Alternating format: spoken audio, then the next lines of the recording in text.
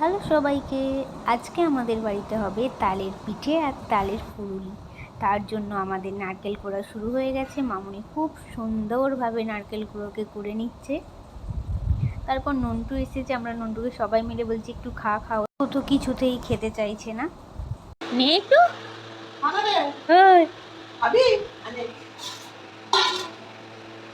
ভাল লাগে না।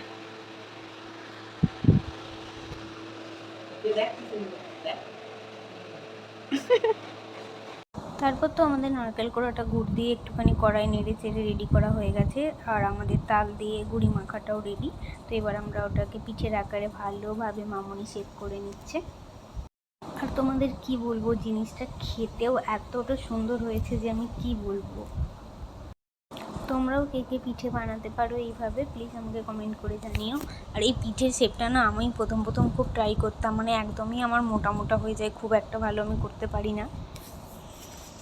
তো আজকে তো আমি হাতে দিইনি, পুরোটাই মামুনিই করেছে নিজের হাতে।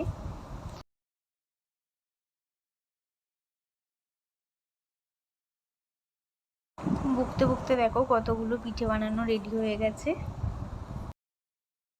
এবার মামুনি কড়াই একটা একটা করে দিয়ে ভালোভাবে ভেজে নিয়েছে, আর অনেকগুলো তুলেও রেখেছে।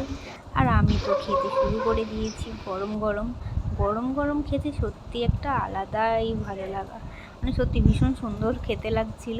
তোমরা কারা কারা এই পিঠে খেতে ভালোবাসো কমেন্ট করে জানিও। টাটা।